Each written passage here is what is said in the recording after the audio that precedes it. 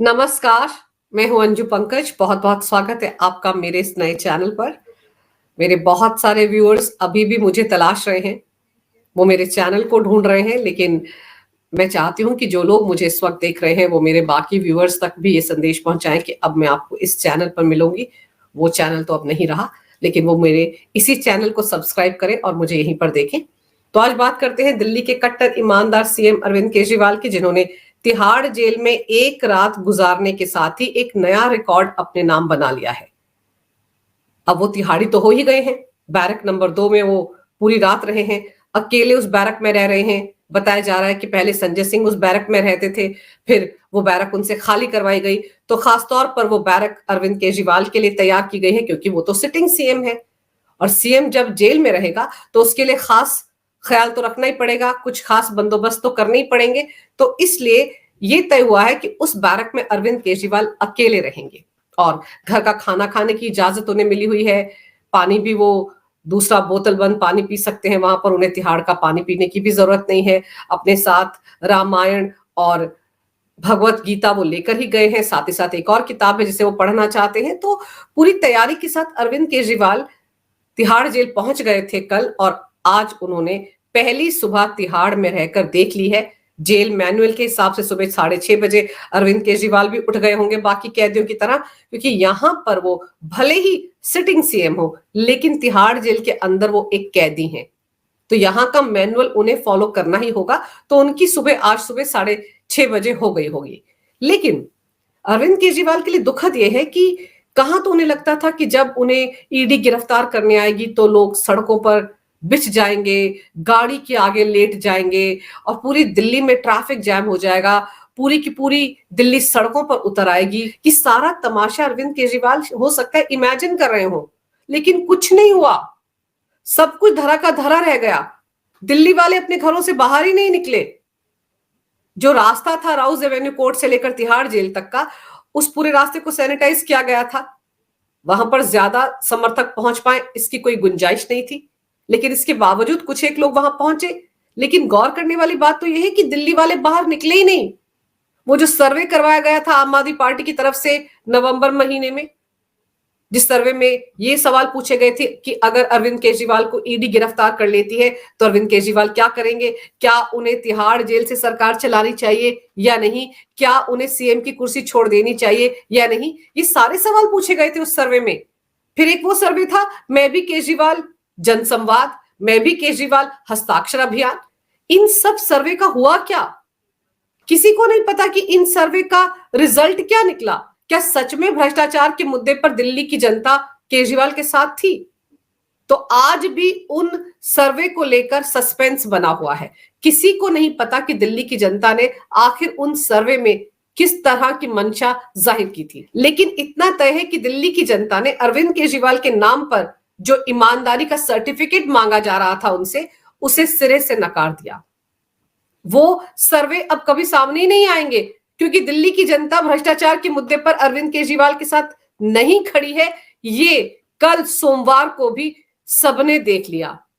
अरविंद केजरीवाल को लेकर गाड़ी जा रही थी तिहाड़ जेल की तरफ, कहीं कोई सड़कों के दाएं बाएं लोग दिखे ही नहीं।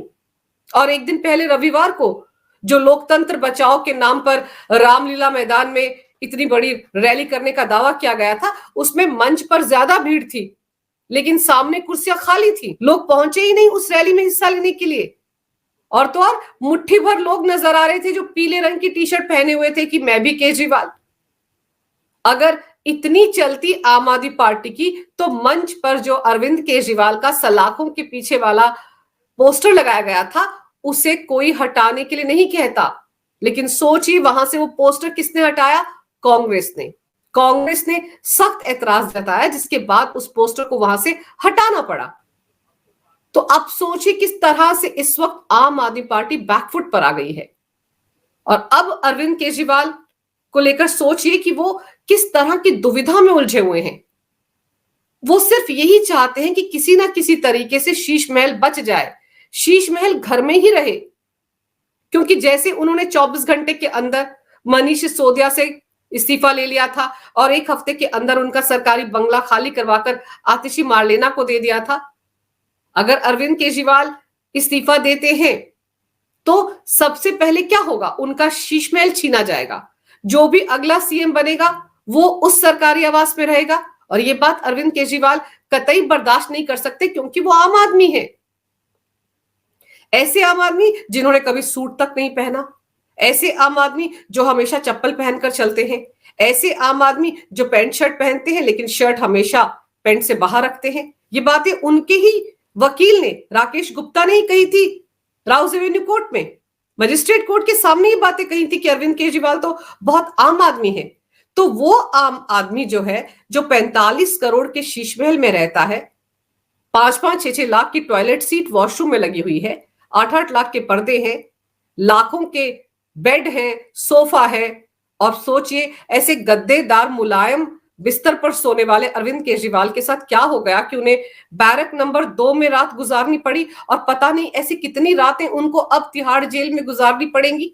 अब तो उनको ये मानकर चलना होगा कि वो तिहाड़ में ही रहेंगे लंबे अरसे तक, क्योंकि जब ईडी ने ये कहा था कि अब उनको न्यायिक हिरासत में भेजा जा सकता है, राउज एवेन्यू कोर्ट में ईडी ने तो कहा था कि उन्हें उनकी कस्टडी नहीं चाहिए, रिमांड नहीं चाहिए, क्योंकि वो किसी भी सवाल का सीधा सीधा जवाब नहीं दे रहे हैं, घुमा फिरा कर बात कर रहे हैं, अपने मोबाइल फोन का पासवर्ड नहीं बता रहे हैं। ईडी ने तो ये भी कहा था कि अरविंद केजरीवाल ने जो सौरभ भारद्वाज और आतिशी मार्लेना का नाम लिया है, जिसमें ये कहा है कि विजय नायर तो इन दोनों को रिपोर्ट करता था, वो वाली स्टेटमेंट भी अरविंद केजरीवाल की ईडी का कहना है कि उन्हें गुमराह करने के लिए दी गई है, जबकि हर कोई जानता है कि विजय नायर अरविंद केजरीवाल का लाडला था। ये बात अरविंद केजरीवाल ने साउथ के शराब कारोबारी समीर महेंद्रू से भी कही थी। फेस ऐप पर जब बात की थी तो कहा था ही इज आवर बॉय, आप इससे पूरी डील कर सकते हैं। तो ऐसे में विजय नायर, जो साउथ लॉबी और आम आदमी पार्टी के दो मुख्य नेता सिसोदिया और अरविंद केजरीवाल के बीच की कड़ी था, वो कैसे सौरभ भारद्वाज और आतिशी मार्लेना को रिपोर्ट कर सकता है? तो अब आप सोचिए कि अरविंद केजरीवाल ने ऐसा क्यों कहा। सिर्फ इसलिए कहा क्योंकि वो ये चाहते हैं कि शीश महल उनके घर में रहे। अगर आतिशी मार्लेना कल को सीएम बन जाती है, सौरभ भारद्वाज सीएम बन जाते हैं, तो अरविंद केजरीवाल के हाथ से शीश महल छूट जाएगा, और वो चाह रहे हैं कि उनकी पत्नी को ही कहीं ना कहीं सीएम बना दिया जाए, राबड़ी 2 पार्ट दिल्ली में भी हो जाए। वो यही चाहते हैं, और इसके पीछे की मंशा सिर्फ इतनी सी है कि वो 45 करोड़ का शीश महल नहीं छोड़ना चाहते। अब आम आदमी है ना, इतना बड़ा शीश महल अगर मिल जाए किसी आम आदमी को तो वो क्यों छोड़ेगा। यही अरविंद केजरीवाल थे जो कहा करते थे कि आदमी तो चपरासी की नौकरी तक नहीं छोड़ता है, मैंने तो सीएम की कुर्सी छोड़ दी। तो आज की तारीख में वो सीएम की कुर्सी इसीलिए नहीं छोड़ रहे हैं क्योंकि उन्हें पता है कि जैसे ही वो इस्तीफा देंगे तुरंत नया सीएम बना दिया जाएगा और शीश महल उसको दे दिया जाएगा। अरविंद केजरीवाल के परिवार को 24 घंटे के अंदर वो महल खाली करना पड़ेगा। ये दर्द सता रहा है अरविंद केजरीवाल को कि इतनी मेहनत के साथ तमाम नियम कायदों को ताक पर रखकर वो शीश महल बनाया है। कोविड काल में वो बनवाया गया है, चोरी छिपे बनवाया गया है, पुराने 80 साल पुराने बंगले को रेनोवेट करने के नाम पर नया शीश महल खड़ा कर दिया गया, वो भी सिविल लाइंस जैसे इलाके में। इतना बड़ा काम अरविंद केजरीवाल ने अपने लिए किया था, तो फिर अब वो कैसे उस शीश महल को किसी और के हाथों में जाने दें। इसीलिए पूरी मशक्कत की जा रही है, इसीलिए कोशिश ये हो रही है कि अगर कोई अगला सीएम बनेगा दिल्ली का तो वो सिर्फ और सिर्फ मैडम सीएम यानी कि अरविंद केजरीवाल की धर्मपत्नी सुनीता केजरीवाल ही होंगी। उन्हें ही सीएम बनाया जाएगा, तभी अरविंद केजरीवाल का शीश महल बच पाएगा।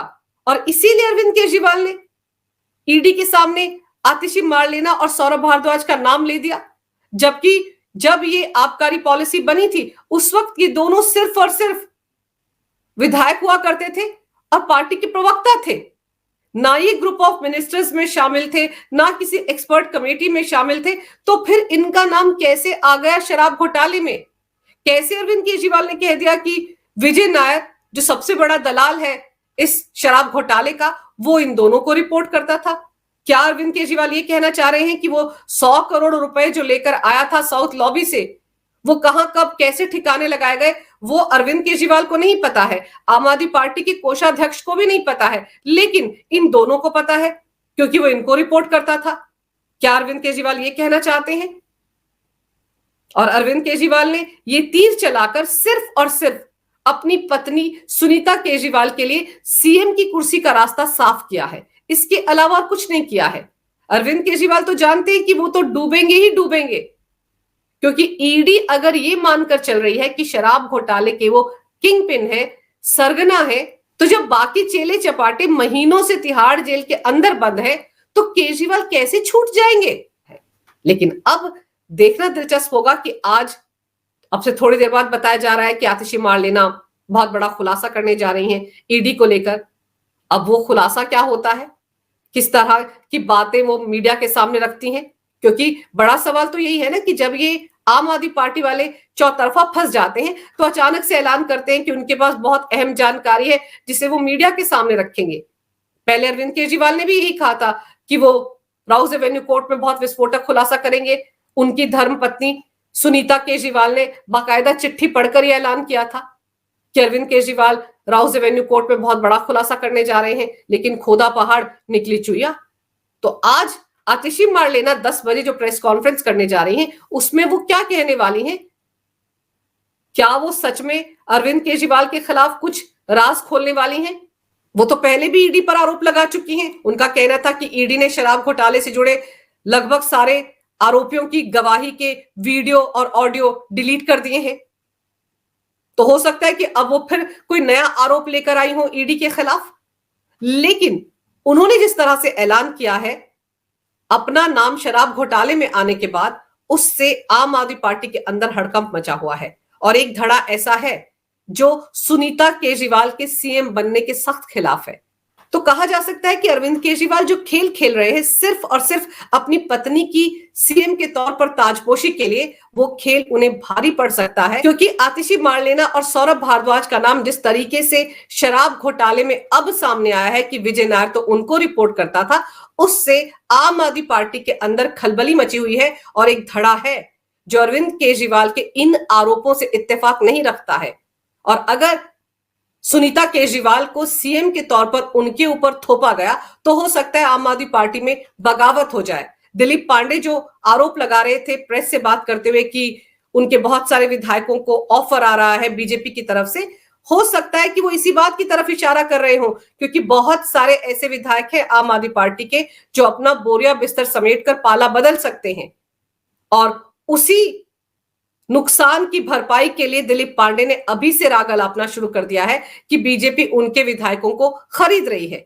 लेकिन देखना दिलचस्प होगा कि आज आतिशी मार्लेना क्या खुलासा करती हैं और आगे आम आदमी पार्टी की सुनीता केजरीवाल को लेकर क्या रणनीति रहती है।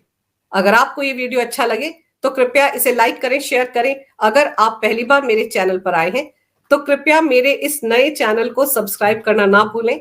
जिस तरह से आपने मेरे पहले वाले चैनल को बहुत सहयोग दिया था, बहुत प्यार दिया था, कृपया उसी तरह से आप मेरे इस नए चैनल को भी अपना पूरा सहयोग दें। ये वीडियो देखने के लिए बहुत बहुत धन्यवाद। नमस्कार। भारत माता की जय हो। वंदे मातरम और जय श्री राम।